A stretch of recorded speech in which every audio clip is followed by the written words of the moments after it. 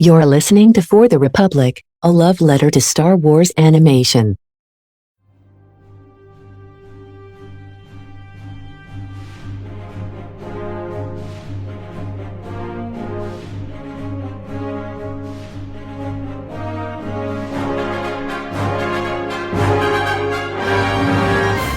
Hello there. One way out, everyone. One way out. Welcome back to our Andor recaps here on For the Republic, a love letter to Star Wars animation. Thank you, everyone, for joining us on our journey through Star Wars together. I am one of your hosts, Andrew, joined today by Mr. Conor and returning to the show. It was so good the first time that we just had to do it again. Mo, Jim My Stardust, is back here, the Jedi Master herself. How are you? Doing great. How are you guys? People were actually excited. I was like really excited when I put the tweet out, and like people were actually like excited about it. I was like, damn, all right, I guess we got something special. Yeah. We got something special here. It's like when Mo comes on, the people listen, which I am very excited about. Right off the top, before we get into this just absolute masterpiece of an episode of television, if you missed it, we dropped a two-part discussion on Tales of the Jedi earlier this week. It was me, Conor, and David, the Star Wars historian. Two great episodes, one on Ahsoka, one on Dooku. We had some very important and engaging conversations in those episodes. So if you want to check them out, they are on our podcast feed and our YouTube page as well. Just look up For the Republic, and you'll find us there. And I have a couple little solo videos coming on the YouTube channel as well this week. I have a Dream Tales of Jedi stories like little list that I put together, which is basically an extended version of the actual conversation that we had on the podcast we did on Monday. And we got some news that I want to bring up real quick that I'm going to do probably a quick little video on as well that you can look out for later. But Andor guys, are we okay? Are we okay? Yeah. You're okay? Because I'm not. I've never seen like such a triumph of an episode that had me feeling like I could just punch the sky and just have like a Rocky montage scene, but also at the same time just completely wrecked because of something that happens. But I had a similar experience to when I watched Rogue One for the first time, where like I just cried most of the episode, and it was just the buildup of everything. Like you knew like the break was coming, and I don't know, the score too was really good. Like it was just fantastic. Rogue One, at least they gave you the caveat of, okay, you just watched everyone that you've grown attached to in this movie die, but here's Vader doing some cool shit to send you home happy, and then here's Leia at the end. This one, it's like we got Cassian running barefoot, but Melshi, with Melshi, with his bestie. The rom-com scene at the end, straight out of the Notebook, running into the moonlight together. Which I'm wondering, it's like, are they gonna explain how he gets off Narkina 5, or they're just gonna be like, yeah, he got off, it's fine. It's like, how do they find a ship? Who knows? Tony Gilroy doesn't care about that. I don't think we're gonna get that scene, but this episode alone was just incredible, and I think it had one of the best performances in the history of the franchise. In this episode alone, there are a couple of people saying that could be for multiple different performances in this episode, but Andy Serkis in particular, I am so glad they brought him back. Yeah, he's just so good, and I mean, I liked him as Snoke, and I've liked all of his mocap roles, but like, he is such just a good actor on his own without any of the CG and without any of the mocap stuff. And if you weren't a believer, or if you hadn't seen any of his other work beforehand that wasn't like Gollum or Snoke or Caesar, he is just a tour de force, and he completely was the shining star in this one. He's so good. That speech I'm never gonna forget. Me either. I'm never gonna forget. I honestly like the writing is obviously good, but like just the way he delivers the lines, it just stop hiding his face behind motion capture because he's so good. Now I wonder, because like he can't swim, so like is the theory is going to be correct that he jumps in but hits his head on like a rock and like he gets like the little dent there, and then he becomes Snoke? No. No, I'm The not fact that entertaining Andy this. Serkis had to say It's like, no, these are two Please stop. separate characters. Please stop.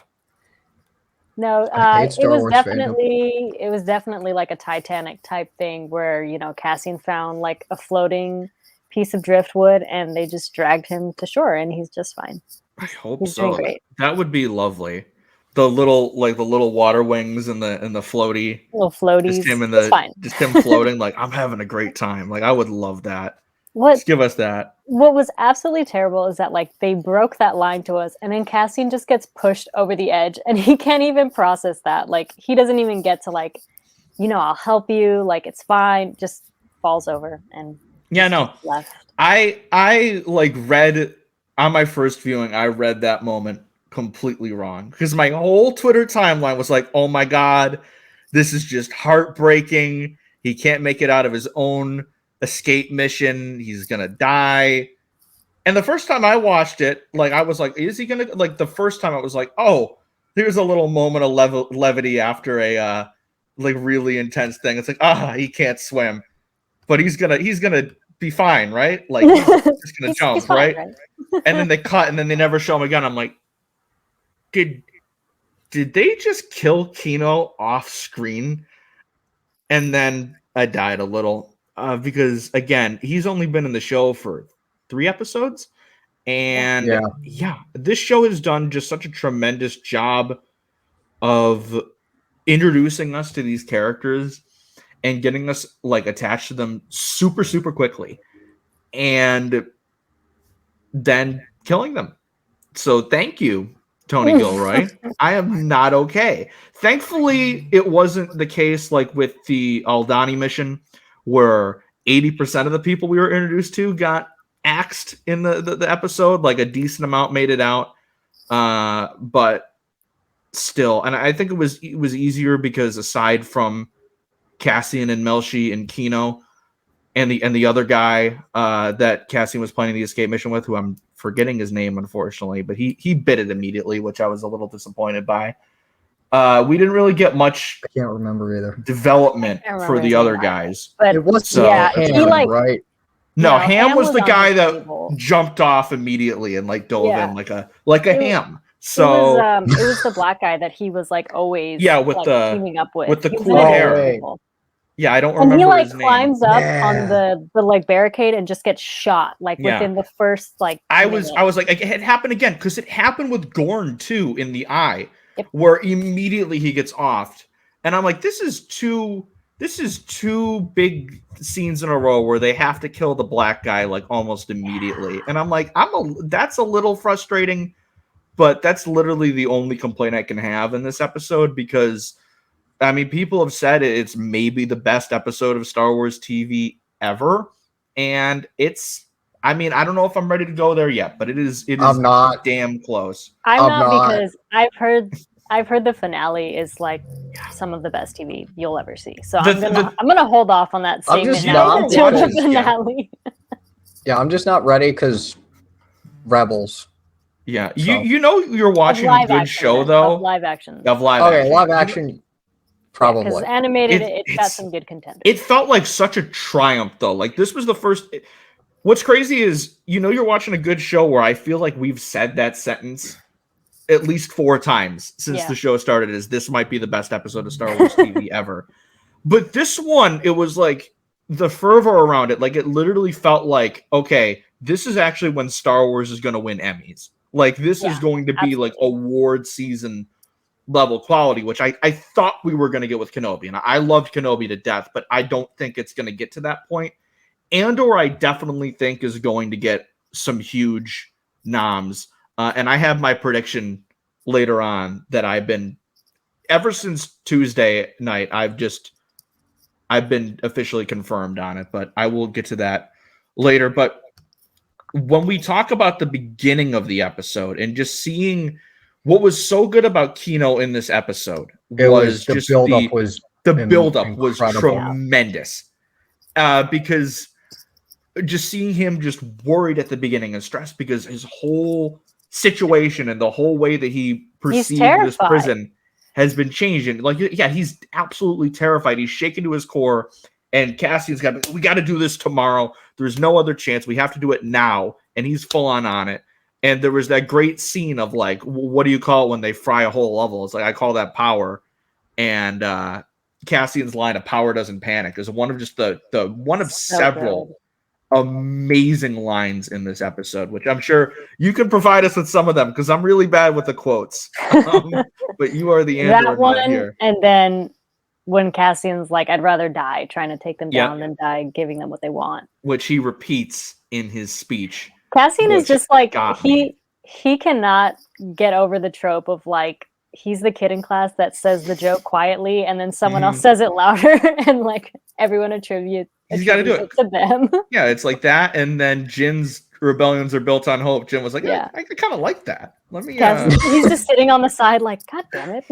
Yeah, I said that. Not again. That was me.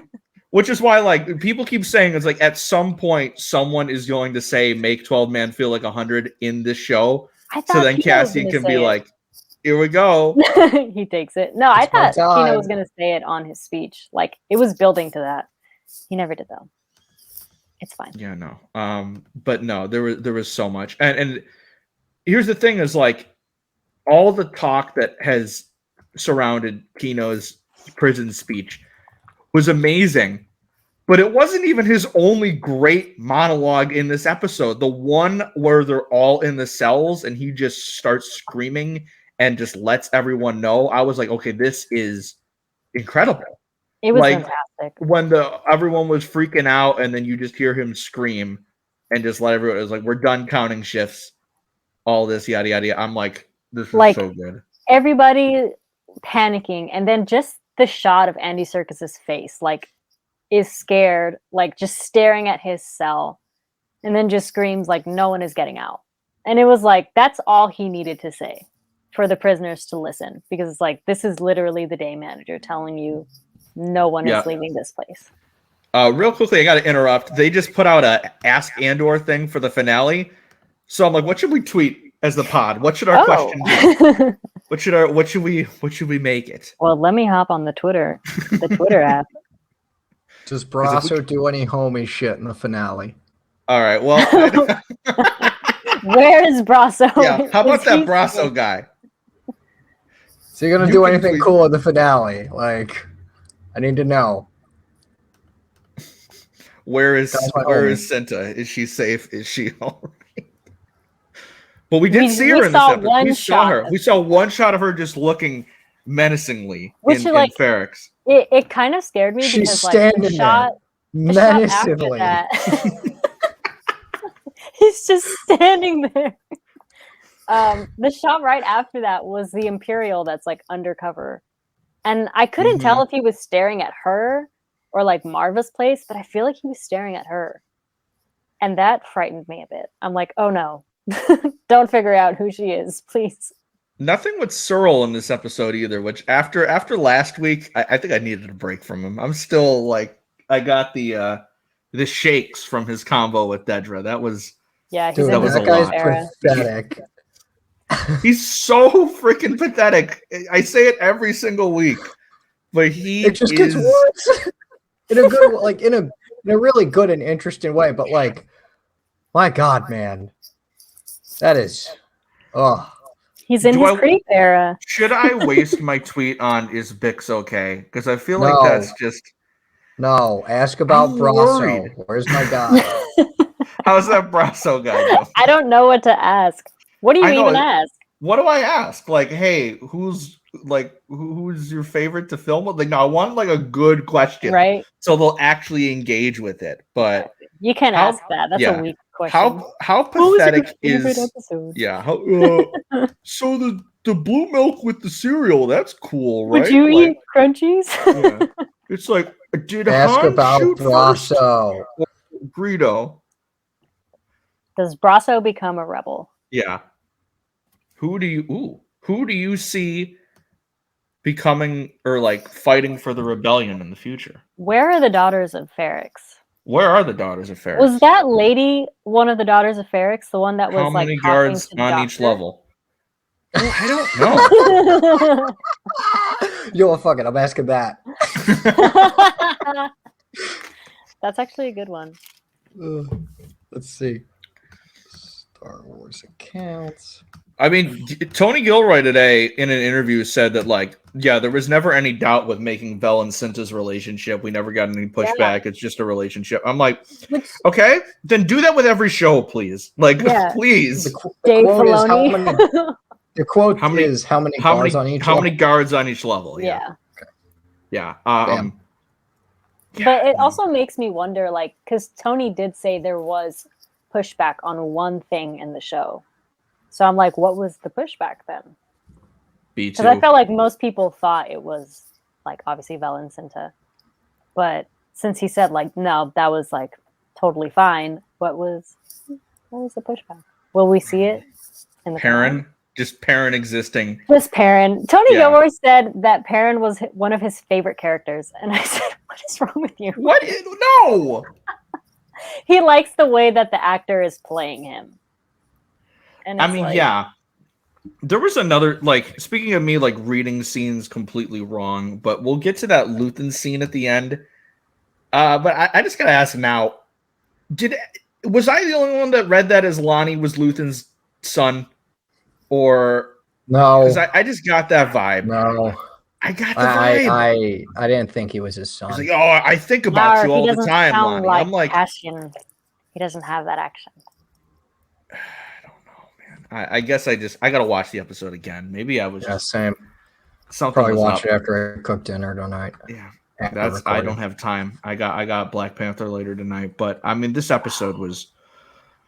I mean, you can use like every synonym for masterpiece that you can use to describe this episode. Just neat. Just use them. Neat. Yep. There we go. Just the fire emoji. That'll be the episode. Who is the most, or the question that we ask, who is the most neat character in this? Yes. Yes. Who do you think is neat? Please, Andrew. Did you already ask them? No, I don't know what to... No, did you already ask them about the guards? Conor? No, I did. Yeah. Okay. So we haven't. That's gonna get engagement. We gotta figure something. Okay. But we'll get back to that later. But let's just talk about, before we get into the prison, I guess we can talk about the other stuff in this episode, because they keep building towards the Krieger mission on the side of both the rebels and the Empire. I thought we were gonna get a bit of it in this episode, but we really didn't. And no Saw Gerrera again. So you were a little upset, I'm guessing, Mo. I am a little upset. You're the Saw girl here. He's really like big on the poster, and he's been in one episode for 4 minutes. So I gotta assume he's gonna be in the last two, but like literally maybe he's just. Well, we still have to get the war scene. The war. Oh. Which I'm thinking, like, what if that was just like they took it out of the show?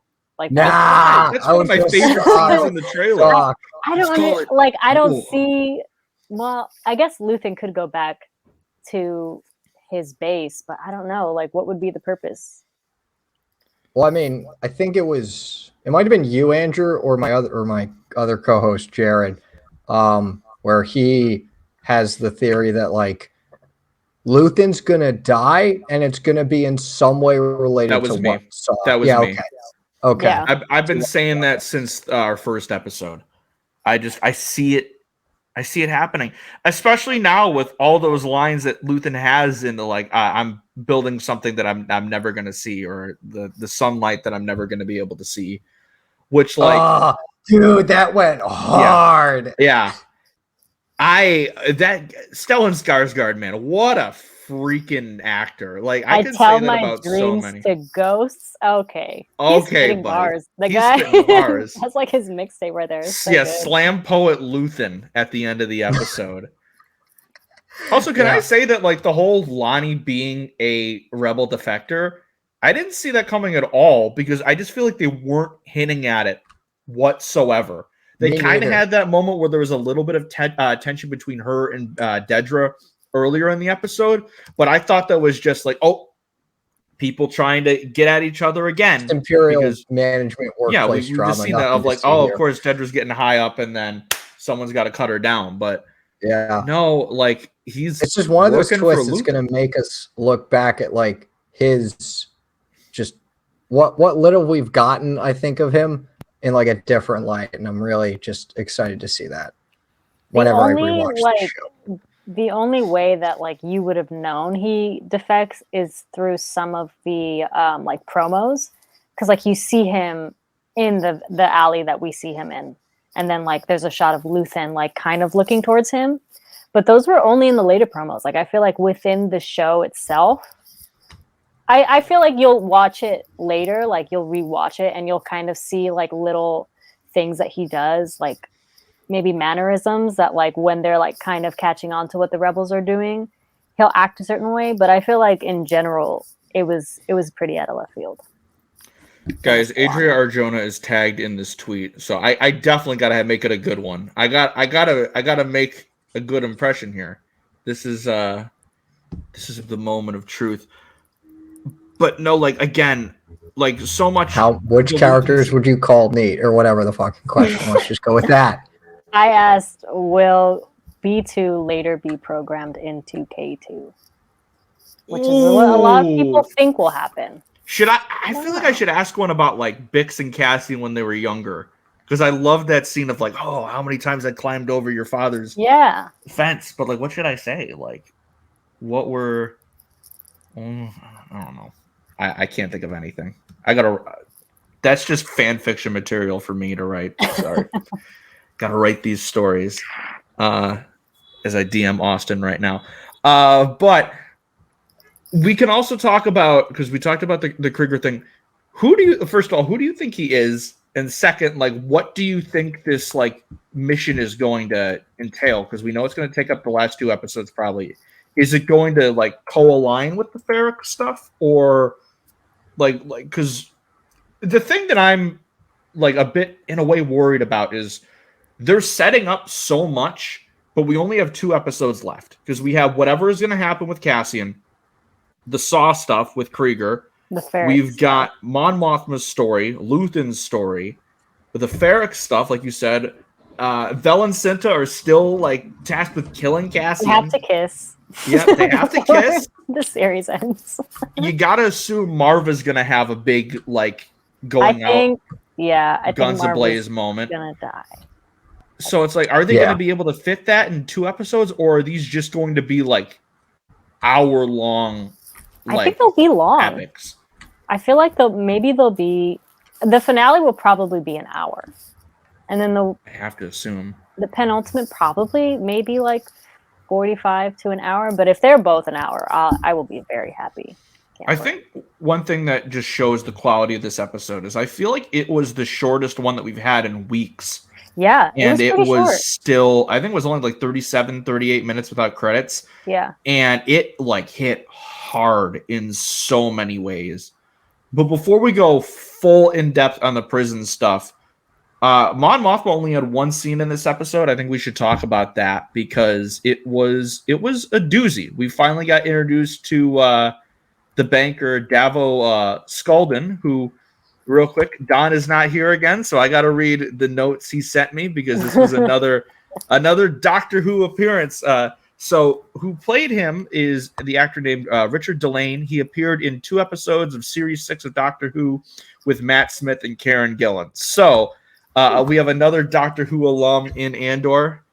They're doing this on purpose at this point just to continue it's like bit. The same as like Game of Thrones characters, all they're here too. Like, it's all Game of Thrones and Doctor. That's how Tony Gilroy just cast the show. He's like, who showed up and what, and then all we need is Matt Smith, and then we'll have Game of Thrones and. What if that's Anton Krieger? Oh my God, that's probably not it, but like that would be funny if Matt Smith was Anton Krieger.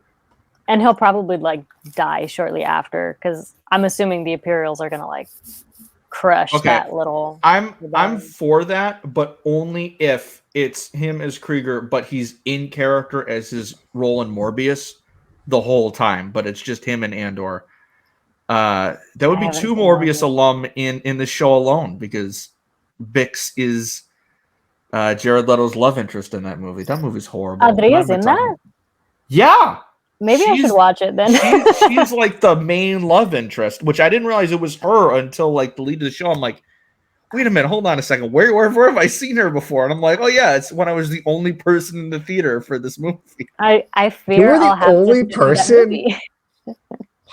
Sure was. Opening night too, I think, which is not good. But That's a little embarrassing. It's a little for embarrassing. the people who put on the movie. Yeah, that was Not for pre Morbius being a meme. But I had fun being like, what the hell am I watching?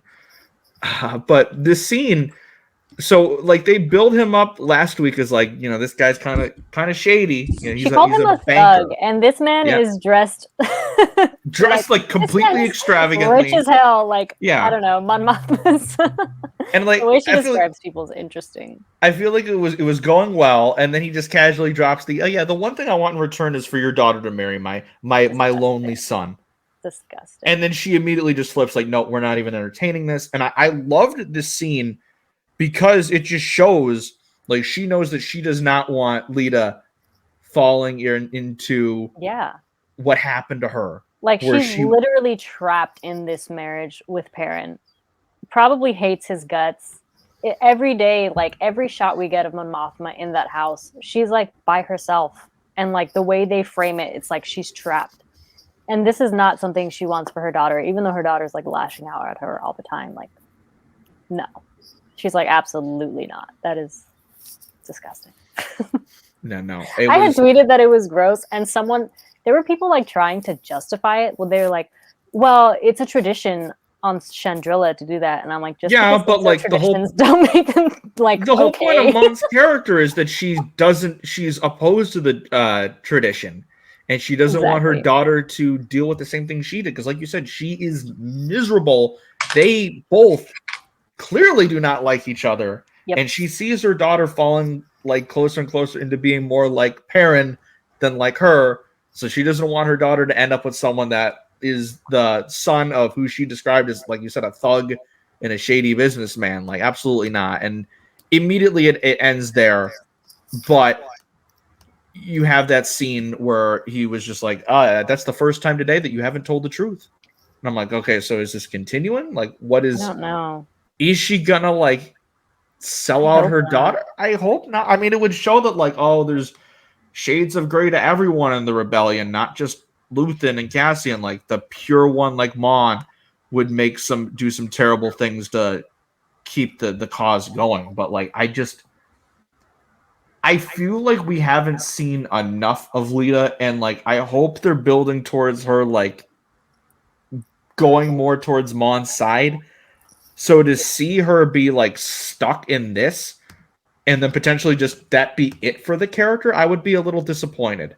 Because a couple episodes ago, I don't think it was when you were on, Mo, but I think I casually pitched to, I don't even know if Conor was on. It might have just been me and Dom, but I was like, I would love to see in like sequel era content of like Lita being like a big figure in like New Republic politics and like following the footsteps of her mother. Like that would be something I would really love to see.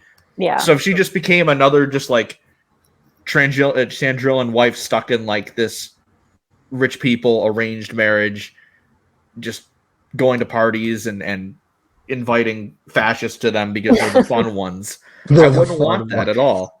Yeah, definitely not. But also, going back to, what's his name? Davo? Yeah. When she said he was a thug, I don't know why my first thought was DJ from The Last Jedi. Like, I was like, oh, it's going to be a guy like this. And then that guy pulled up, and I was like, what the hell? Take it easy, Mon. I'm like, no. Oh, God. Oh! Yeah, I hope Lita's, like, I hope she doesn't go down that route. And it would be really shitty if she did. I mean, I understand they need money, but it's like you're literally selling your child. I just thought of a gold tweet for this Ask Andor thing, but I know it will not get a response, so I'm not going to do it. You can tweet multiple. I was going to say, how do you think Cyril feels about the fact that this red wave didn't happen? No, actually, please do that. He's probably like drowning in a bowl of crunchies. We would get, oh my God. That's going to attract the wrong crowd. I don't know. What do you mean? They're the good guys. We don't want any of that. Please tweet hilarious, it. though. He's seething. Tweet He's it. just like shaking, looking at his clone You trooper should tweet figure. it from your account and then do a different one from the Pods account. So that way the Okay. Red Wave one still gets it. I might be willing to do that. I feel like even if they don't answer that, I feel like they will read it behind scenes and chuckle at it. It'll give them a laugh. It'll give him a laugh. I feel like Diego would for sure laugh. He would. Kyle Solar would just hit me up and be like, "Yo, dude, what the fuck?" He'd be like, "I get it, but like, what the fuck?" He'd be like, "Why you gotta call my guy out like that?" I'll be like, "I don't know. I'm watching the same show you are. He is." Kyle knows that though. Like he knows he's playing a I watch.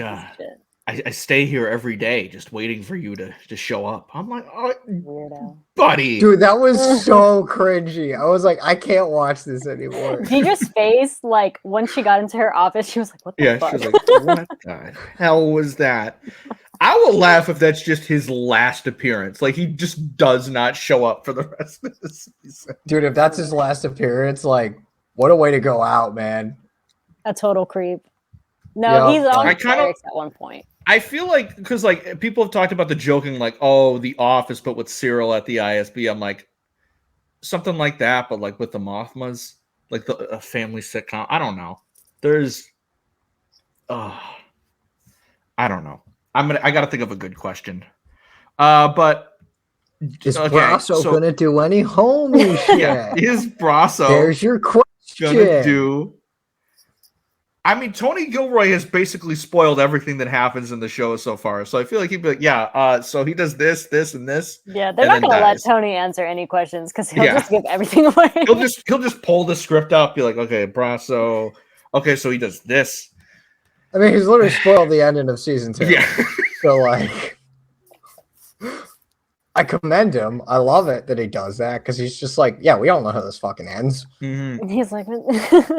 Why are you watching if you don't know how it is? Yeah, it's like, okay, but like, what do we think is going to happen here with Davo and Mon? And I guess in relation to that, do we still trust Tay Kolma or do we not? I think I do because Tay looked... still kind of do. He looked like horrified that he even asked that. Mm-hmm. Like he was sitting there totally uncomfortable. He was like, "Oh yeah." So I think with the Mon, like, I'm gonna have to rewatch this show like in full for like all the Mon Mothma stuff because it's definitely interesting, but it hasn't like. I think because of how much character work we're getting with Mon Mothma, I feel like almost overwhelmed with it. Where it's like, I don't think I'm picking up what they're putting down right now. And that's just my fault. It's not a fault of the writers and everything. This is me. Because there's a lot there. And it's just like with Mon Mothma for me, it's really interesting that we're getting to see more of her. That was one of the things I was really excited about in the lead up to the show. Like, oh yeah, we're going to get to see more Mon Mothma, like, of her story during this era. And like the way it started. I think because it's so like localized has been really weird to me because I thought it would be in a bit more locations, but also it makes so much sense because she's trapped. Yeah. So. And also like I think it's really hard to like pinpoint like where she's at right now because she is so torn. Like that's something that like going on right now. Like she works with Luthen, sees what they do in Aldani, and it's like, why would you do that? And then she goes to the Senate, no one listens to her. Like she can't figure out what side she wants to be on. Like she knows she wants to be a part of the rebellion, but then she sees the rebellion doing rebellious shit, and she's like, no, why would you do that? So like, I feel like even within herself, she's really conflicted, and I feel like it's being reflected on screen pretty well. Yeah, no, definitely. I'm like, I've loved all of the scenes, and Genevieve O'Reilly has done such an excellent job in the role. Masterclass. I just wish there was more of it, you know? Like, I wish, like, it could take up just as much time, but the episodes can only be so long. Yeah. And, like, if they were to be like, okay, like, Mon is going to get her own, like, West Wing style show, I'll be like, I'll take it. Like, Yep. I hope I'll take it she has too. a bigger role in season 2. Because they kind of, when they were doing the lead up to the show, they kind of build her and Cassian as the co-leads. Mm-hmm. And I feel like it hasn't really been that. Especially because her plots are so unrelated to everything else that's going on right now. So I hope that, I mean, in this arc in particular, they've really started to interconnect the stories. So I hope that starts to happen. And definitely in season 2, I mean, you got to imagine Mon and Cassian are going to share a plot or two together because they're the 2 leads of the show. And obviously they work together in Rogue One. So again, and that's another thing is 10 episodes in, we still have not seen Cassian fully embrace the rebel cause yet. And I don't think we're going to get it until the end of the season. That wouldn't shock me, to be honest. Because, I mean, I feel like we're definitely like him and Kino taking the lead in this prison thing. It's like, it's fully like, okay, we're starting to see Cassian Andor rebel leader, whether he knows it yet or not. Like we're seeing all of these characteristics like shown in his character. Like when he's in the prison, like he's watching everything on Aldhani. Like he's watching everyone. Like he will be a great spy. He'll be a great leader. And it has to be in the finale that unfortunately Marva's gonna, and that I think that will do it for him. That will push him over because Marva's last words were basically like, I'm going to rebel till I die. And I feel like that will be a very like big turning point for him. All right. I think I've come up with an idea for your the question. So, but I don't know. I got to pitch it first. How about which character do you think needs a vacation on Naemos the most, parentheses, but without the prison sentence? Got it. Yeah. All right. So are you going to give them options or it's like just choose? Just choose. Okay. I wanted to do something in relation to Bix and Cassian, but like, I mean, I can ask another one. Like, I can always ask another one, but I don't know what to ask. I think the Neomus one is good. Yeah. Okay. I like that one. Same. I think Brasso needs a vacation. The man works like hard labor, hours on end for days. And then right after work, like goes to take care of Marva. Like the man just needs a vacation. Yeah. Yeah, no, he definitely does. He's the homie. The one thing again that I'm loving every time we cut back to Ferrix is like more and more characters seem to be like introduced just caring for Marva. Yeah. Like, there was that random doctor guy that we met last week. There was like hella people crowded outside her house. Like the community just loves her. And I'm like, she's the nice grandmother on the outside. She's for sure gonna die.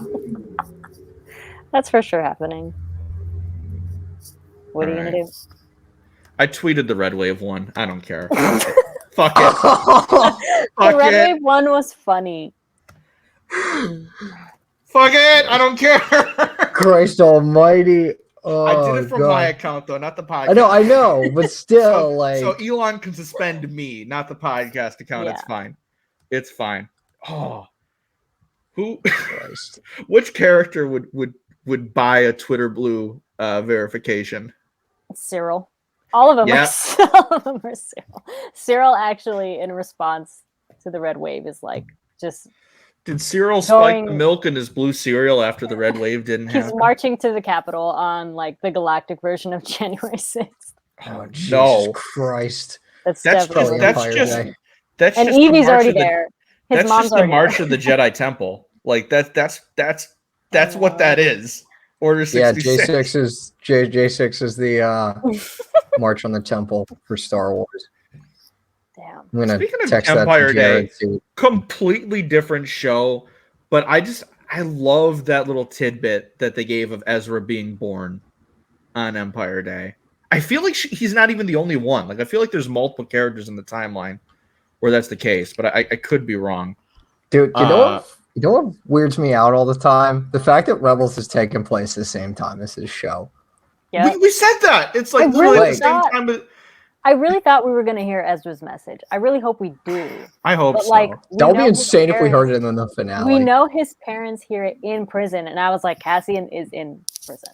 I just thought of something I'm gonna go to hell for so the like the voice of God in the prison, but it's Ezra and it's Buffalo Wild Wings has deals on deals on deals. Has deals on deals on deals. Dude, that when I was watching the World Series, that exact commercial came on like 3 separate times. I keep seeing I have it in the never wild. seen it. I have never seen it out in the wild. I've only seen it on Twitter. Like, I've I've seen it in the wild. I'm like, that could be it. fuck. Not again. You're like, fuck, nobody knows this is Ezra Bridger from the Rebels. I wonder how confused the Buffalo Wild Wings like marketing team has to be. Like, why are all these Star Wars fans just obsessed with this commercial? They keep asking us to put Andor on. What the Yeah. fuck is Andor? Yeah, like, why are they Ezra asking about? Bridger? Yeah, why are they asking about Ezra Bridger? What's Star Wars Rebels? Like, But no, like we keep saying, like the fact that like this prison riot is happening at the same time that Zeb and Ezra are running around looking for fruit. It's the beauty of the Star Wars timeline is we get 2 stories with very similar stakes and intensity to them, like those 2. So that means at one point in season 2 of Andor, it will line up with season 4 of Rebels. Oh my god! nice. That's Nice. gonna be so good. You're I hope right. we get some Easter eggs. That would be fantastic. Like if we hear about like the liberation of Lothal. That What would if be we really hear about cool. the Price? Governor Price shows up. that would be interesting. Who The would play? explosion Who We would, of you got pick, Yularen. who would you pick to play Governor Price The worst person you've ever seen in your in live life. action? Like, Marjorie Taylor Could- Greene. could the voice actress play Governor Price? What does she look Oh like? yeah, what does she look? I Who feel like voices there's her a again? human that looks just like Governor Price, and I can't think of anyone right now. I mean, I've seen some people. I think Who plays? Who plays Governor Price in? Is that her? Mary Oh, yeah, so Elizabeth Mary McGlynn. McGlynn. She's married to Steve Blum.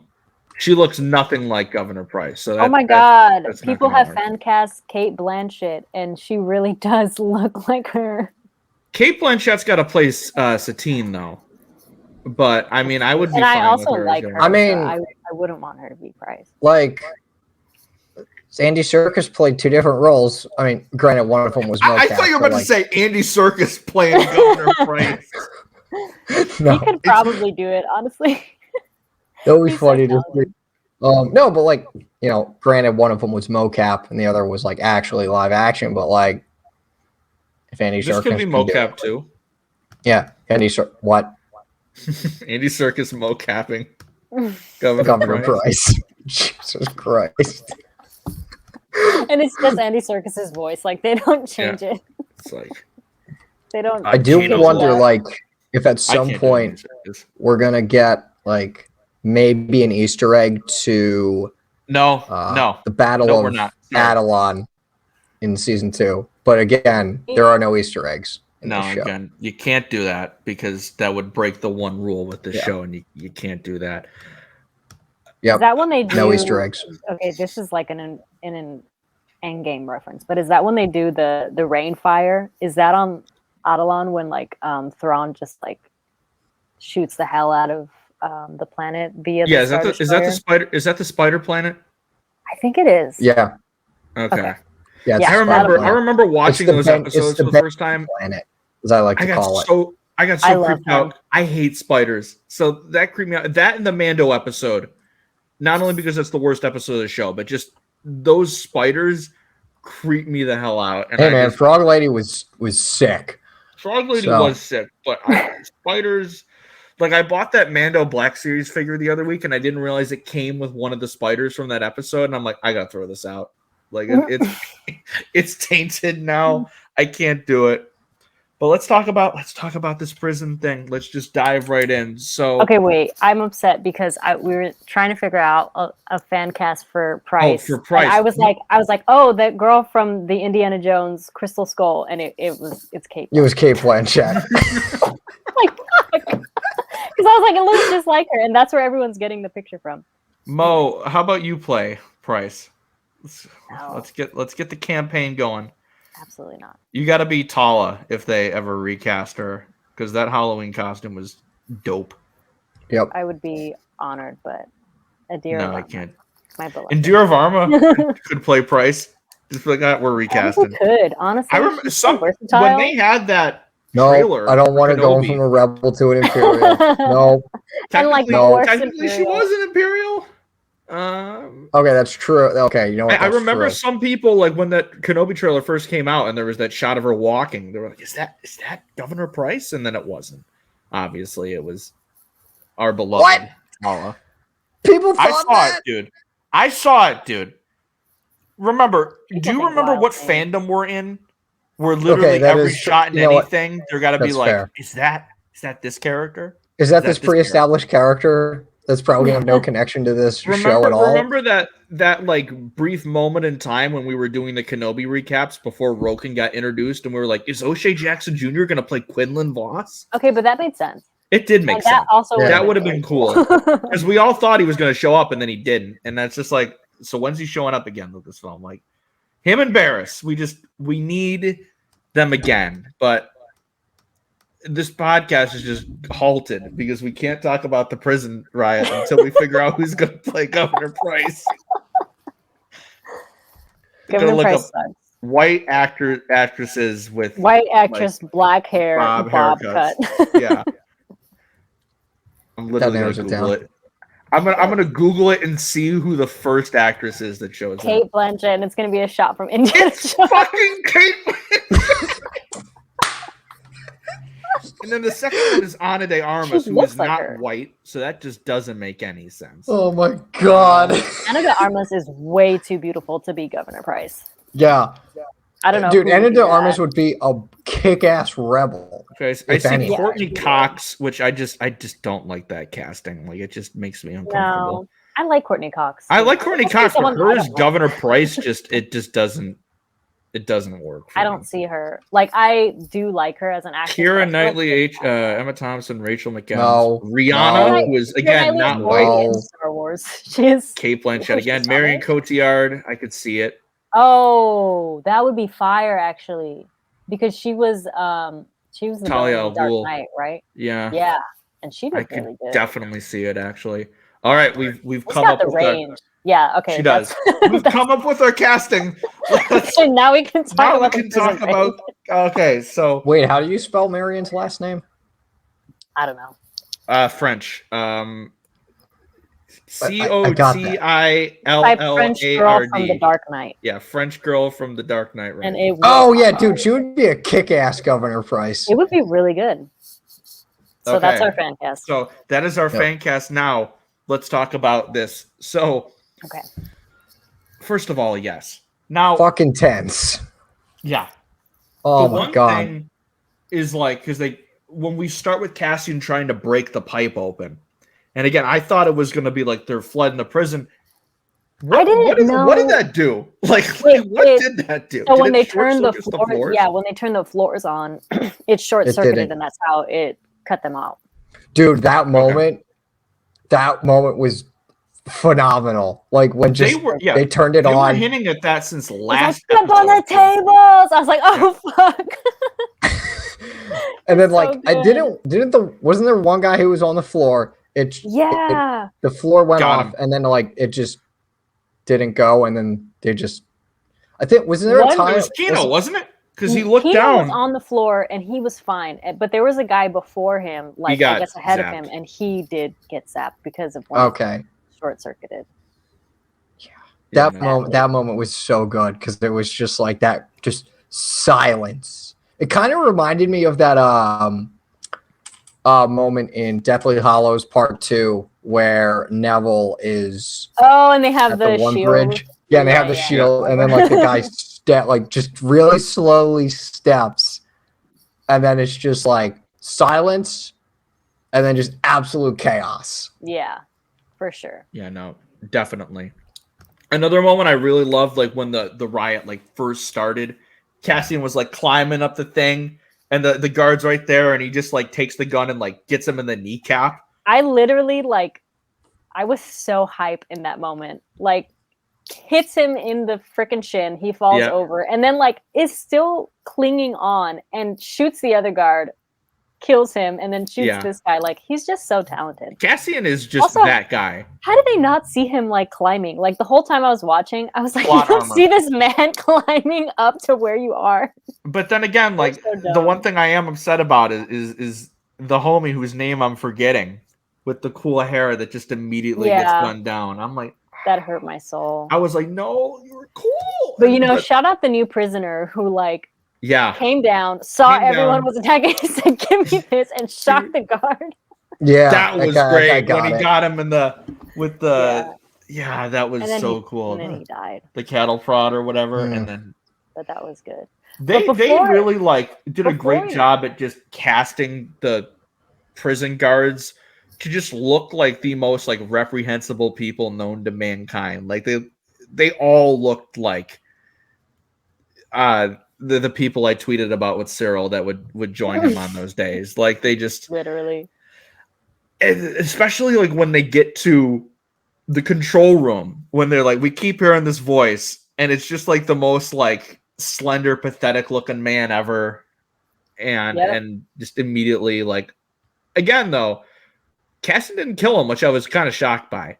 I thought at the very least he was going to knock them both out. But he just kind of does that. So it's like, all right, I'm not going to just kill everyone. But, and I mean, they were doing that with the guards. There was no mercy. But I'm just so glad that like we got to see this happen and happen the way it did, and just the phrase "one way out" repeating throughout the entirety of the episode. It's like so those arc words just planted in. It was the most impactful. Like 2 weeks in a row, we've had just super duper impactful titles. Nobody's listening last week, and then this. It's like this is the only way we can do it. I love the fact that the doctor from last week got involved at one point. Like they showed him again. He was looking at. He's like, "Oh my god, they really did it." Which again, Don shocked me to my core when he told me that was James Potter. I was like, "That is not," and then it is. From Harry Potter, like Harry Potter's dad, yeah. What? Yeah, it looks nothing like him. Yeah, I guess he would be older now, but wow, he just looks far too old to be James. I was very, very shook when I was told that, because I was like, "You're Harry Potter lying." castings. They do love the Harry Potter cast because Edie is his neighbor. I forgot her name in Harry Potter, but that's his neighbor. Krieger, Daniel Radcliffe. There we go. Boom. Wish it into existence. Oh my God, Daniel Radcliffe as Anto Krieger would actually go hard. I feel being described as a mule and slow. I'll say this: Tom Felton would play one hell of an Imperial. Get on that, Lucas. You can't put Tom Felton in any other universe, because then he won't stop talking about it for 30 years. Tom Felton could either play a really good Imperial or like a really just rabid rebel. I feel like I'd want to see him as a rabid rebel, because he could definitely be an Imperial. I mean, he was a Death Eater at one point, so that makes sense. I mean, yeah. So like him as a crazed Saw Gerrera pilled rebel, I could definitely see that. This also just put the idea of, even though we've settled on our price, it put the idea of Helena Bonham Carter as price in my mind, and I don't think I like it. I think that would be she would be more too over the top. Yeah, that, and I think just giving her an original character would be much better. Yeah, definitely. I also just had the horrible thought in my mind of Tim Burton directing a Star Wars movie, and I'm just pushing that back in my mind. No, we have too many white people in Star Wars. Yeah, that would be.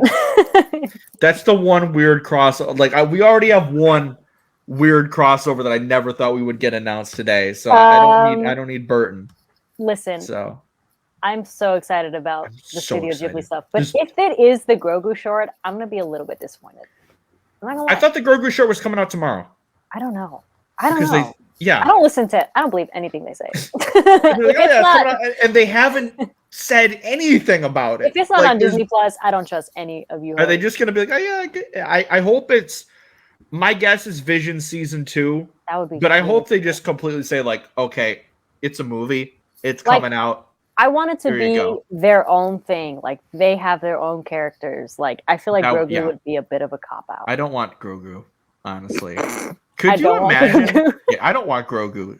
Quote Andrew 2022. Could you imagine, Connor, if like we're living in a world where the next theatrically released Star Wars movie isn't any of the like 18 projects that have been announced, but it's a Studio Ghibli movie?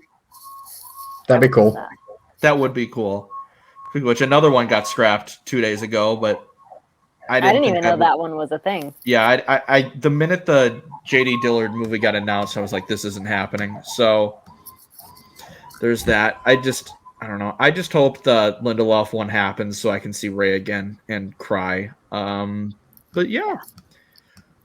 So should we just talk completely devote ourselves to this Andy Serkis speech? Because Okay, wait. Yeah. Before the Andy Serkis speech, I have to talk about the duality of the Imperials, the incompetency and the cowardness. So right before the prison break even happens, like we see them like bringing in the new prisoner, and they're like, "Oh, check to see if everything's good." Doesn't even notice that there's a man missing. Just like, "Yep, everything's good." And then like as the riot is happening, they're all hiding behind a door with a weapon, just like hoping nobody sees them. And I'm like, you guys are not only incompetent, you're like cowards. 100%. Like, they're just like, nope, we're just gonna hide in here and wait till they all leave. It's like we're too scared. Because they know, like Cassian keeps pointing out, they are so outnumbered. So it's like 5,000 prisoners against no more than 12 on each level. And they would have as we saw just in the one scene on level 5, it's like, yeah, there was a couple prisoners that had to die, but they pretty much kicked ass.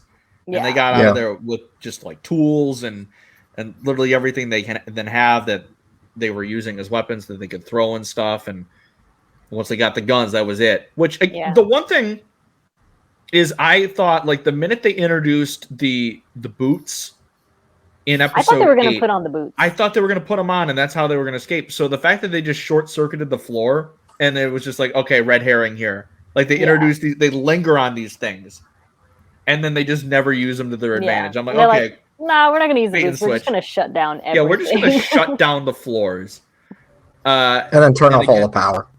Yeah. I was very worried, like during the speech, and again, we ended up getting a worse thing, but I was very worried after Kino's speech that one of the people was just going to grab Cassian's gun and shoot Kino. I was very worried. I was very worried for Kino in that moment. He puts it down at one point, and I'm like, I don't know, like, don't, like, but they're such cowards. Like, they're not willing to put their lives at risk. Like, there was a chance that they would stay alive if they just did exactly what Cassian asked them to do, stay on program. And that's what they did. So what I'm going to do that was a really nice inverse of using that. He said, get on program. And they said, okay. That was amazing. I love that.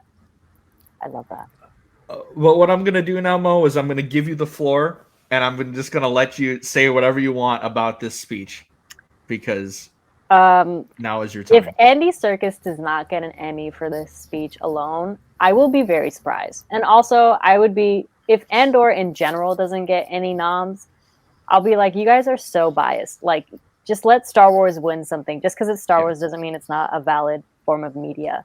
WandaVision got all those nominations last year. Like, why can't Andor get it? And ridiculous. A little biased here, but I think, and I love WandaVision, but I think Andor is a much better show. Yeah, I think the storytelling is a lot more solid. Exactly. But I also love WandaVision. I loved WandaVision. But I guess now can connect with what I've been hyping up, and obviously Andy Serkis is that. But I think I'm convinced now after 10 episodes that Diego Luna is going to be the first actor in Star Wars, like a leading actor, that's going to win an award for his performance. He has to. I think he's going to get nominated, and I think he's going to win the Emmy, because Alec Guinness is the only actor that's been nominated for the major awards in Star Wars, and that was way back in 1978 for the Oscars. But 77, and that's because like he was already a very critically acclaimed actor. Exactly. At the time. And I believe Star Wars got a Best Picture nod, but didn't win. But they that's the usually, only time it's happened. They've only ever been nominated for like sound design. Yeah, so now and like visual we'll get VFX, sound. I think The Force Awakens won the Oscar for Best Original Score, or at least got nominated. Oh yeah, and score. I gotta look it up. Yeah, score because obviously. They love John Williams. Yeah, if Nicholas Bertel doesn't get nominated for the Emmy for the score here, I'm gonna be a little pissed because it is tremendous. Diego better walk home with Best Actor, Best Lead. Okay, it got nominated for Best Original Score. It didn't win. Which again, travesty.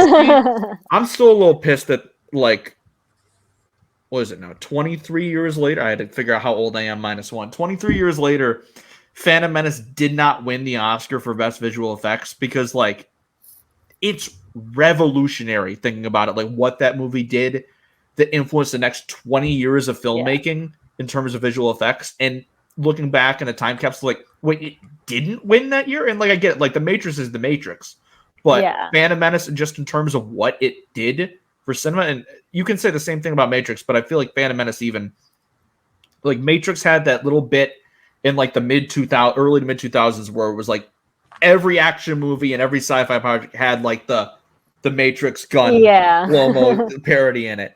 But Phantom Menace, I feel like its influence has lasted even longer. Yeah. So I think it should have gotten there. But that's me on my high horse there. But no, Diego Luna, I think, is going to win the Emmy. And I think we're going to get a lot. Like Andy Serkis, because I think there's a category for best like guest role or something like that. So I think he's going to get the nom there, and he better win. And like, is there a nomination for like script? Yeah, definitely. Okay. I think so. Yeah, or screenwriting or something. Quite a few awards. There's quite a few. I think Stellan will get nominated for Best Supporting Actor. Yeah, his monologue was fucking great. Yeah, I feel like there's so many that could get. I think once we finish up Andor, we're gonna have to just go through and do like our Emmy watch of like, okay, what is it gonna get nominated for here? Which, by the way, I'm just gonna invite you now, like for our finale episode. So I hope you'll be there for it. Maybe we could have two guests on. Oh, yes. Exactly. I may be emotionally. I have no idea who the second guest would be. Yeah, I know. Connor pitches something like, "Who's the guest?" I have no idea. I have no idea. We'll figure it out when we get there. We'll figure out when we get there. We play it by ear here at For the Republic, but yeah. No, this scene is the like most like hell yeah moment in recent memory of Star Wars, and it's going to go down as one of the best of all time in the history of the franchise. Starts out like he's so like, he's unsure. I was gonna say nervous, but nervous isn't the right word. He's just like, I'm Kino Loy, I'm the day manager, and Cassian, that's it. Introducing himself. Yeah.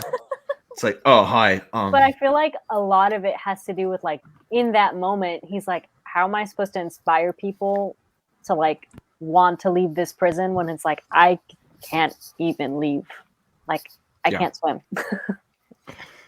And again, the reveal of like he knew this whole time that was probably going to be their only way out, and he wouldn't be able to do it. So he's just going to. It's heartbreaking. Bring up his other. It's a Rogue One self-sacrifice right there. And just the complete parallels and everything to all these other characters and how his speech relates to Cassian and the parallels later with Luthen and Saw and also Andor. It's just like there is so much. And then just the way it was filmed, the way everything, the complete like increase in he like hypes himself up throughout the speech, and like his face is just so good. The shots are just amazing. Like Andy, as I tweeted, Andy motherfucking Serkis. Like that was my thoughts the entire episode. The dude is a machine, and like he needs to be.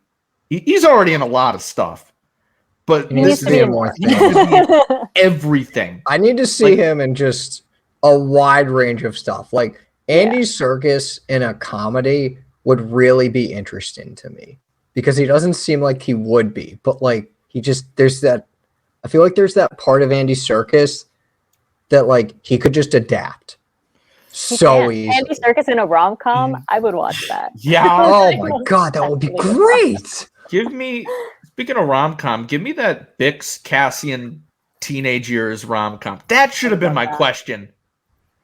Ask it. I'm going to ask it again. Just bombard them with more questions. Just give them 30 of them. Again, completely, like, again, to get on my Oscars high horse here, but also completely going against everything I just said about Andy Serkis is way more than mocap performances, but the fact that in all of those performances, he didn't get a single Oscar nomination, it's cowardly. Like, come on now. Yeah. But again, Kino Loy, you are my hero. And what an arc. What an arc. Like, we went from, like, oh, who's this asshole that keeps hitting Melshi for no reason, to you are, like, this fandom has united around him for, like, just completely in solidarity towards Kino Loy is just our hero. And these are moments that you can, like, sure, you can get moments like this in other franchises, but it's just special when it's Star Wars, seeing moments like these. Like, it's that feeling of hope, that feeling of uprising and going against the man, that going against the authority. And community. The Imperials. Exactly. The community. So much community.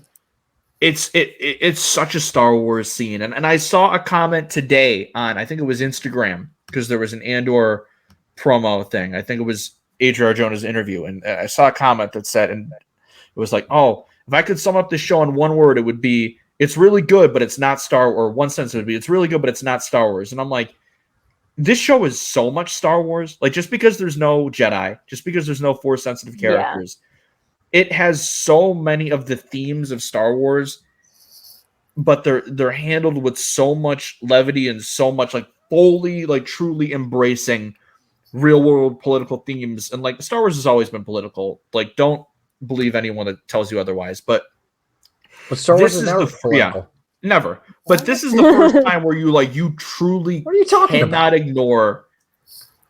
I don't know, man. But you cannot ignore the political themes in this show. And if you do, you're doing a disservice to the narrative, because they were so deep rooted in the story that they're telling that you can't just pretend they don't exist and move on with your day. Yeah, it's like pretty hard not to see like the whole prison riot arc and see what it's like, an allegory. They're not telling. Yeah, that's not that. Like prison abolition. What does that have to do with anything? Prison? What is it? No, like rising up against the man. Slavery in prison. Like, it's really not that hard to figure out. Last week, like, oh, they like, they don't get I'm released, blind they in get one transferred. eye, and I can figure it out. Listen to the man speak. He is correct. But again, just the escape. The escape was wonderful, and the music just seeing, was like I said, the music was so good. The shot of them swimming away from the facility, and seeing that the prison is in the shape of the Imperial logo. Yeah, I'm like, you clever bastards. But Ham just jumping in right off the bat, I'm like, that's my guy right there. And I'm not gonna lie. Who else thought that like Kino Loy was gonna get pushed in? Me? I would have been happy. I just was like, this man's gonna get pushed in. I'm gonna feel so Cassie bad. got pushed in. Yeah, he did. And then him and Melshi went on their little honeymoon together at the end of the episode. It was really sweet, holding hands, everything was fine. around on the beach barefoot. Walking in moonlight, Walking in the moonlight, just coworker things. Exactly. just best buds. That's staring longingly into each other's eyes, running their hands through their hair. But yeah, I just dudes being dudes. Yeah, guys being dudes. Can we? But yeah, that was just the prison. The whole prison sequence was just, masterclass. I can't wait to rewatch it. I'm gonna rewatch it again, like in a bubble, I can't wait to rewatch the whole series. The whole show. All out. It's going to be so again, fun. People have said like the show probably will work better viewing them arc to arc. Yeah. Like kind of how the first week did, where we got the whole arc, and I was like, okay, this is amazing. Getting to see it all here. And I've loved every episode. But like getting to watch the Aldhani arc all together and then getting to watch the prison arc all together, I'm gonna be like, this is so good. It's very Clone Wars with the arcs. Very Clone Wars. And I like that. I tweeted that when the show first came out, and I felt weird saying that because I'm like, Clone Wars isn't the first show to do arc storytelling. So like that's a very like Star Wars fan perspective of it. Like, this is just like the Clone Wars. But like it's true though. Like we're doing a podcast going arc to arc through the Clone Wars. It's like a Star Wars fan who's only ever seen Star Wars. Oh, this reminds me of Star Wars. Yeah. You guys ever see The Empire Strikes Back? But like, the voice is incredible. This could be a character. Yeah, It is a character. That's someone on the internet for sure. Yeah, but again, you're so right, and I'm so like looking forward to rewatching it because, and just seeing how it compares to all these other just like great scenes of uplifting moments in Star Wars, and it's when you're literally like watching something and you know like this is going to be an all-timer as you're watching it, it's truly like something special. And then they follow up that. Again, we're not even gonna give Kino the light of day. He got his floaties. He's fine. Yeah, he's fine. He's fine. You can't tell me otherwise. But then we get the Luthen scene. That was like even I can't even fathom the fact that he was even better writing than Kino's speech. And like delivered very well. Yeah.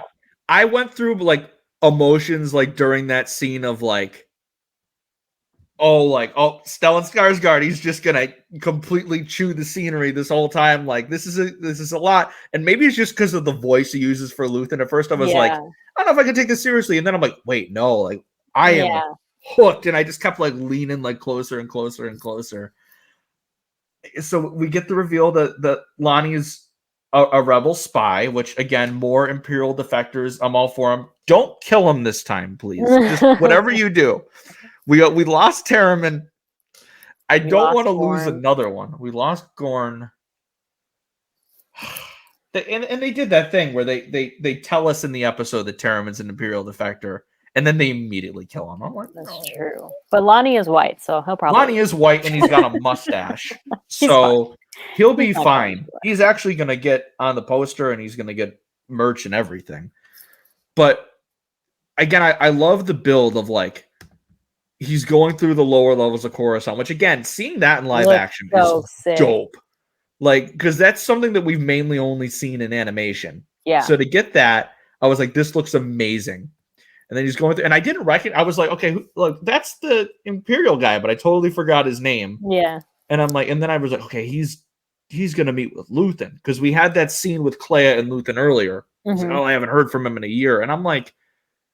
Because I didn't realize who he was talking about at first. I'm like, is he talking about Saw? I'm like, has it been a year since the Cassian thing? But like, no, that doesn't make sense. Yeah. Like, who is he meeting with? And then it being Lonnie, and then like having the conversation build up to first where it's like over the comm link in the elevator. Yeah. And then eventually they reach the top level, and Luthen's just there like badass cape and all. His cape was so cool. Did he wear that before? I feel like that was a new cape. I feel like it's got to be new because I think I would have remembered that cape. It looked really cool. He was like stunning because he definitely had like that look in the first couple episodes before he put on his disheveled wig. His little wig, yeah. He has a little wig and his little robes. But it was such a like heart pumping scene, and then again, you're better with the quotes than I am. Like what stuck out in this? Because I always will like say them, and then it'll just be word salad as they're coming out of my Everything he said reminded me of Rogue One.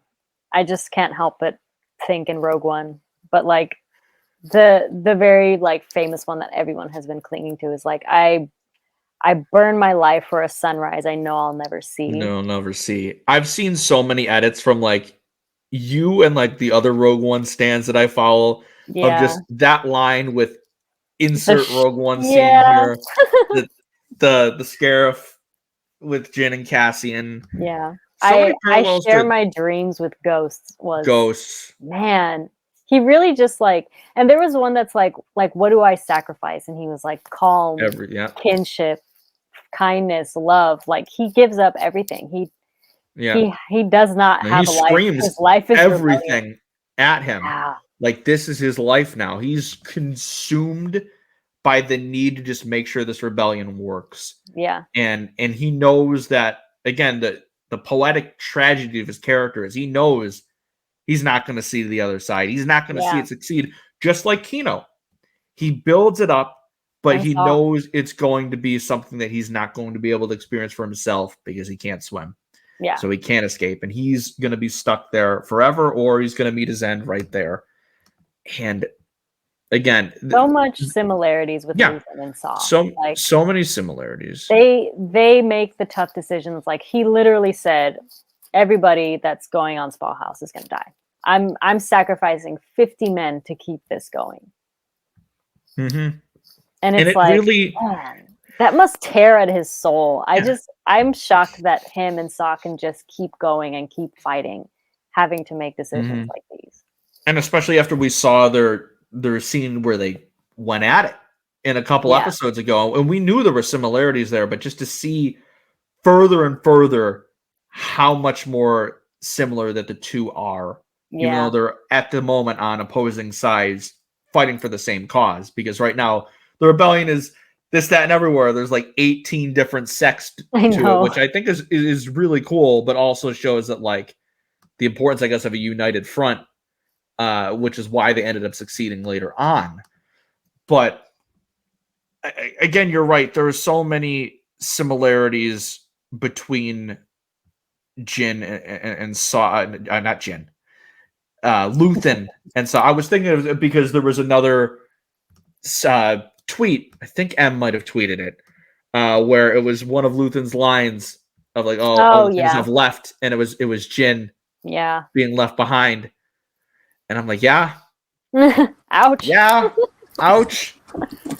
Welcome back. We're just talking about the Luthen scene right now, and dude, what a speech! I gotta re-listen to that because, like, one of my friends who like knew about what was gonna happen, I can't remember how, but like he just knew like just some advanced stuff, and he's like, dude, the speech at episode 10 gave me chills, and I'm like, oh shit. You're like, all right, what speech? Because there was 3 of them in this episode. Right. Yeah. Well, he said specifically at the end. So I was like, all right, so it's gonna be something. And so when that speech happened, I didn't quite get chills, but I know if I rewatch it and I know what's gonna come, I'll probably get chills because this is because the write-in for this show is much more like it's on a just higher level than what we're pretty much used to with Star Wars write-in. That like I'm not used to it. So Tony Gilroy got them skills.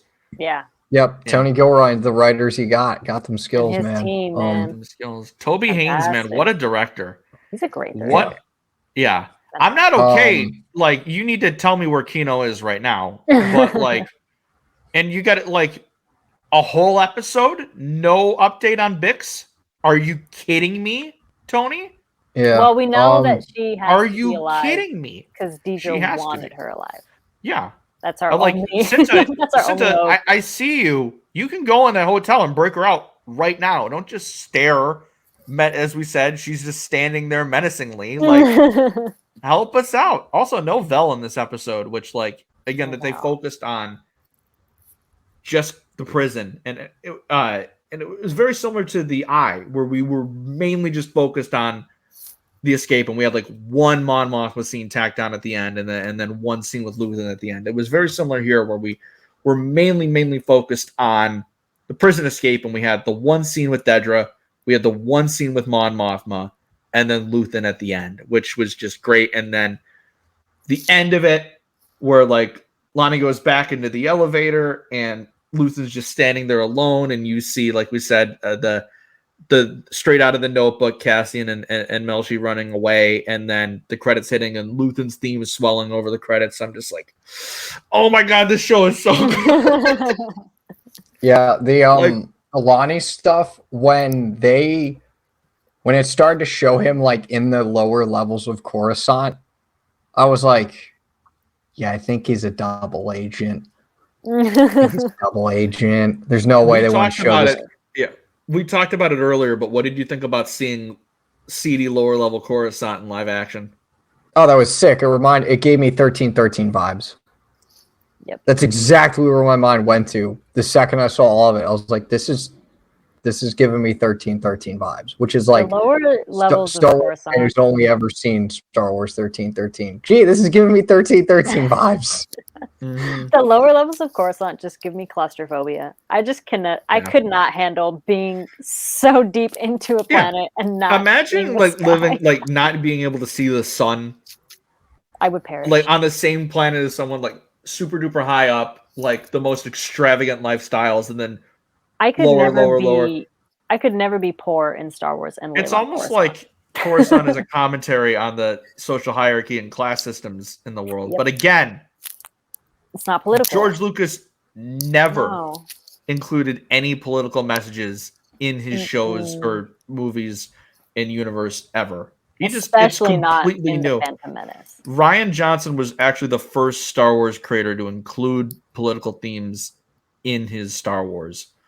That's what the internet told me. That's what I learned on YouTube. Yeah, that's what Ben Shapiro said. I learned it at YouTube University. YouTube University. Yep. Trump University. That's where I went. I'm gonna just again. This is why, like, so smart. If I like decided to get off my ass and actually become a teacher, I would love to actually teach a class on media literacy and Star Wars and its relation, because again, it's way more than just pew pew pew lightsaber ignition. Like there's so much like, and it's not like we're not just making this stuff up. It's like, how can you have all this conversation about these movies that existed for 45 years? It's like, because there's so much to this universe. Yeah. And at least to me, it's hit me more than any other like fictional world has. And it's because in many ways to these similarities it has to real world themes that again aren't new. They've been there since the freaking beginning. But what do I know? I'm just a guy on the internet that likes things. But yeah, no, this episode, it's definitely up there for my favorite of the season. It probably is, but again, there's just so many. Like I could watch every episode. I'm like, oh, that's my favorite. Oh, that's my favorite. I can't even say that anymore. I just have to wait till they all come out. You're just like, oh my god, this episode, and then so we're gonna be getting the beginning of our final arc of the season, and then no more Andor for like 2 years, and we're gonna cry a little bit. But that's the beauty of Star Wars is especially right now is we're getting a lot of stuff. So our appetites will be satisfied. But like I have loved, like, this show has made Cassian go from a character I like, but not even my favorite character in that movie, to he is one of my favorite characters of all time now. And the first season is not even over yet. So like I need more. So what do you like? What's the name of the planet again that this Krieger mission is going on? I'm blanking here. Spellhouse. Okay, so I don't know if that's the planet or like the Imperial base or something. Yeah. So we're gonna get that, and we're gonna get Ferrix probably in these next 2 episodes. Mm-hmm. And I'm very excited. But I'm also very worried. I'm preparing myself.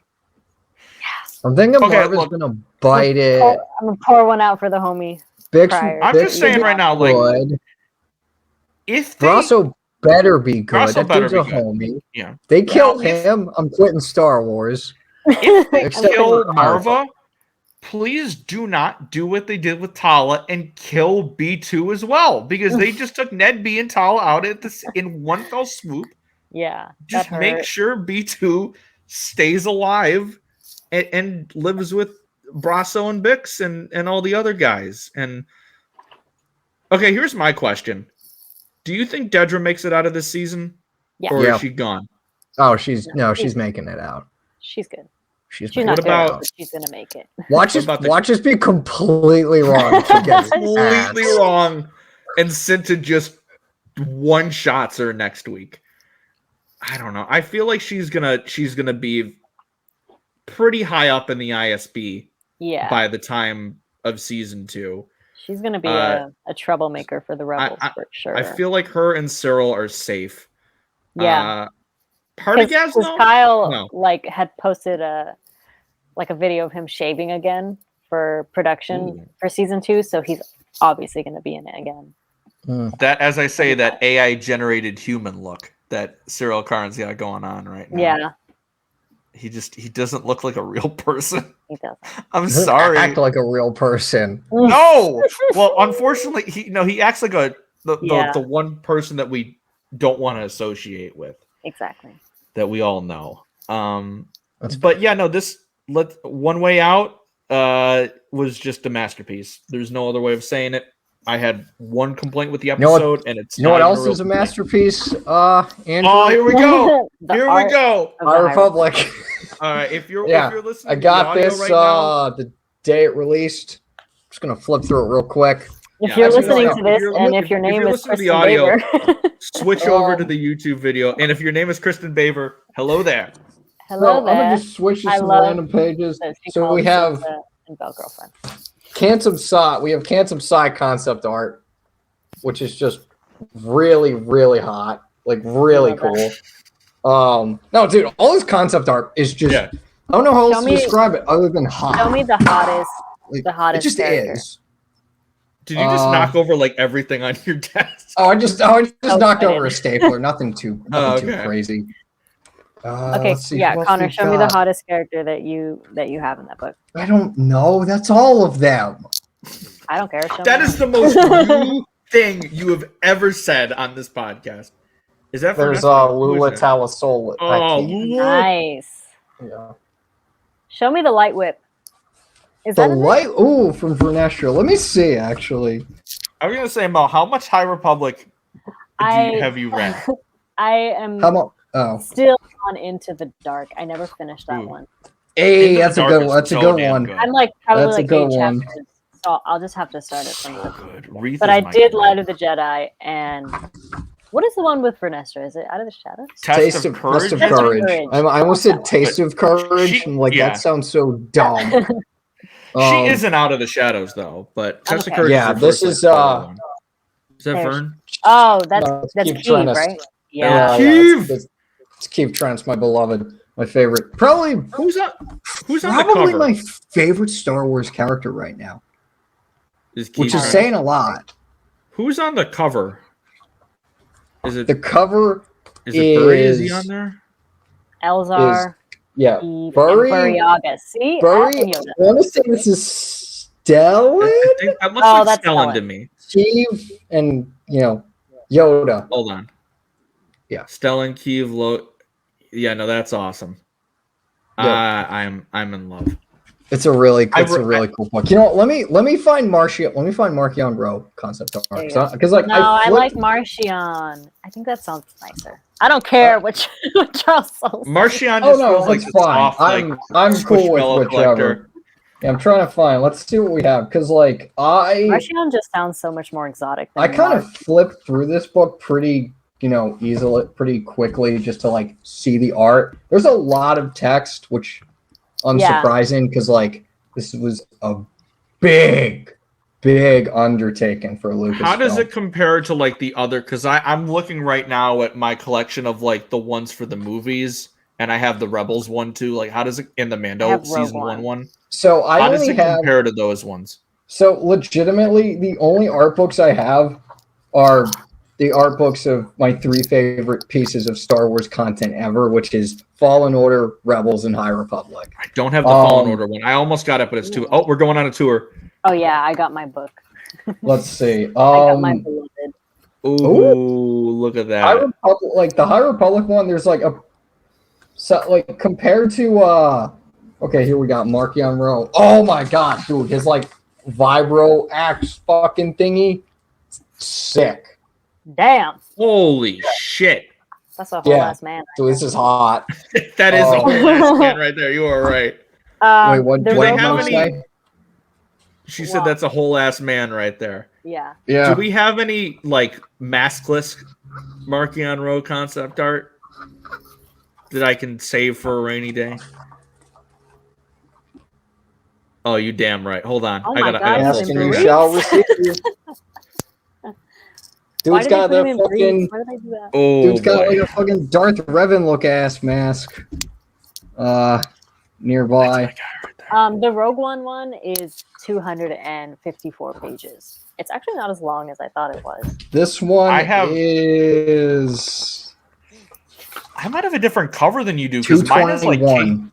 mine is like K2 SO on the cover. but- That is the cover, but if you take off the sleeve, that should be the Oh, okay. and I think Okay. the inner cover is nicer. So yeah, The problem is, it's like two- the yeah, shelf the- I have them on. Like whenever I take one off the shelf, the whole thing just Oh. tips over. Ah. Yeah, no, I It's feel not that. weighted because those books You are gotta heavy do, as like- shit. Those coffee table books are heavy as shit. True. I need to get more yeah, like visual. the High dictionaries Republic and one that is stuff. 221 pages. Oh, okay. I think in terms of okay, I haven't really flipped through the Rebels art book yet, but in terms of like High Republic to Fallen Order, the art books, I think the High Republic one has like a lot more text with it and like more like pictures to text sort of like overlap almost compared to the Fallen Order one, but like I might just be misremembering.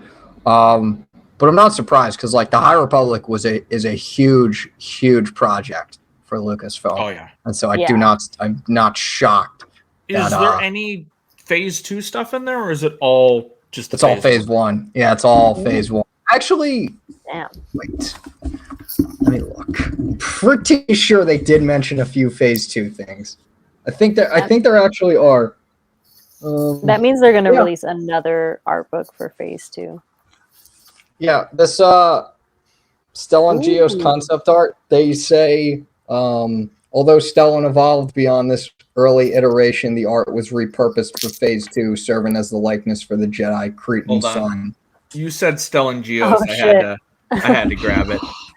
There it is. So Those cross guards. Yeah, but no, I'm Dude, now I'm little small tidbits of phase 2 stuff. yeah, I'm again, High Republic, I just gotta say, if there's one project I'm more excited for than Andor season 2, it's the freaking Acolyte. I am so Oh, ready yeah. for that show. That's gonna And the be casting news fantastic. just has me even more pumped. The But casting news and the blurb that they sent out. Like a Oh, yeah. former Padawan Yeah. reuniting with his master, with her I master. I was like, "Mm, interesting. well." That did is they not what I confirm that like expected. the master apprentice pairing is going to be Amandla Stenberg and Lee Jong Jae, or have they did not? Okay. They have not, but like That was a picture that was shown when Kristen was saying all of that, but unconfirmed. She's if gonna I be had to such a guess, cool it's Jedi. probably going to be the case. I hope so. That'd be really fucking cool. Yeah. I'm so ready for that. Give I'm me that so right now. excited for the Acolyte. It's like man. Acolyte and Andor are like just they're owning my life. I'm so excited that Amandla is in Star Wars because they are such a Star Wars nerd. Like they were wearing a Vision shirt in Yeah. that picture, and I was like, "This." I is probably a have nerd. that shirt that Amanda's wearing. I was like, "This is a nerd. I know one when I see one." you fucking nerd. Fucking nerd. They She's get one it. of They just They're get one it. of those ones that's like, oh yeah, so this reminds me of this movie I saw called Attack of the Clones, where there's this They're Sith in just like hiding me that's for controlling the real. Senate. They're just like me for real. You know who's Just favorite? like You know whose you. favorite Star Wars movie is Attack of the Clones? You? Christine Ariel. Oh shit! Plot Yeah. twist. Yeah. Yep. So All right. like, That was just my the favorite prequel of love the- is just strong with the High Republic. Oh no! Oh no! Not again. we went an hour and a half. Oh, Okay, we're safe. Okay. For those that don't have the video on, the webcam died midway through. But I feel like we've reached a great moment here. But before that, I just want to say, Art of Andor, when that comes out, Oh, I I'm think we just copying. we gotta have a whole episode just going through it page by page. Like, I'm gonna have a projector like when we were children in school, and I'm gonna be highlighting everything. Well, this like Mo goes over the Art of Andor book. Yeah, and it's just a 2-hour video. So this is B2. This is B2 Emo. He is Cassian Andor's droid. He's also a dog. We'll also accept the answer dog. Yeah. No, definitely. He's just your little fella. Because he's got a little dog bed / charging He raises his head so that Cassian can pet him. One last thing for this Andor Q&A. I gotta ask, does Cassian know where his Bantha plushie is? Or because I need... Yeah. Does he get all of his things back? Does he? Yeah. Does he get Nemik's manifesto? Where is the manifesto? Where is it? That girl there is gonna be like, oh, damn, this guy knows how to write. Yeah, for real. But fire. He's a poet. This guy knows what's up. So yeah, thank you all for joining us on this just masterpiece of an episode, talking about this masterpiece of Star Wars content. Mo, thank you for joining us once again. We are honored to have you back on the podcast, and you're welcome back anytime. So as for where the people can find you, go right ahead and we can wrap things up. Yeah, you can find me on Twitter at JinMyStardust, and you can follow our shop on Instagram, Sunshine Seekers. It's a lot of good stuff. I went through it the other day.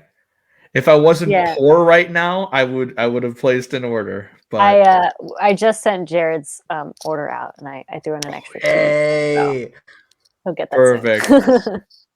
All right, Mr. Chiquiti, the one-eyed knight, the Italian stallion, if you will. Where can the people find you? They can find me on Twitter at @banana. They can also find me at the Nerd Academy podcast, where I talk Star Wars on our Star Wars show, Knights in the Nerd Republic, with Jared, who we had on for our coverage of the Clone Wars episode Trespass, one of my favorite episodes of Star Wars, the Clone Wars, probably ever. Right now, at least, we're only through season 1. We'll get to season 7. Is that the one where they go to Grievous's little thing?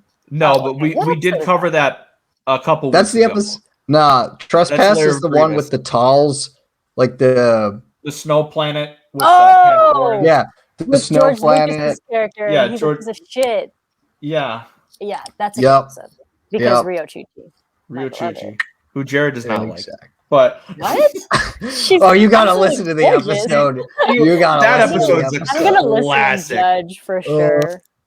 Jared has some takes in that episode that are he's got some interesting insight into some aspects of that episode. Yeah, especially about Anakin Skywalker, which made me just question everything. I'm like, I'm disappointed in you, sir. Okay. That's for the rest of your plugs. Where else? Nerd Academy. SWE. That's right. You can also find me writing, or at least helping to write, Star Wars fan fiction over at sweditor.ig.com/fiction. I work with a wonderful team of just fantastic people and talented writers, where we help craft a connected universe of Star Wars fan stories that we adhere to canon, but also we give our own spin to it with original characters and original stories and everything. I have a few stories in development. I can talk about one. It is called The Hidden Kyber. It is set shortly after the events of Jedi Fallen Order, and it will feature Seer Junda and Cal Kestis. And it comes out pretty sure December. So yeah. Perfect. Andrew. All right. You can follow me Instagram, Twitter, TikTok, the whole at Starlight Andrew, where I tweet about how Star Wars is the only movie I've ever seen. And this needs to be a bit. Yeah. You can also follow the podcast on Twitter at For the Repub Pod, on Instagram and TikTok at For the Republic Pod. Subscribe to our YouTube channel, For the Republic Podcast. We can keep getting more subscribers. We can get closer to being able to do stuff like fun live streams and some more exclusive content. I'm going to be recording some stuff for that very soon. Look out for a couple interview pieces as well coming down the pipeline. As for us, we've got our Clone Wars coverage coming back fairly soon. And then, of course, check back here next week for more Andor as we get into the final leg of season 1. I'm not ready for it to end. So thank you, Mo, for coming on once more. Thank you, everyone, for listening. And as always, may the Force be with you. Always.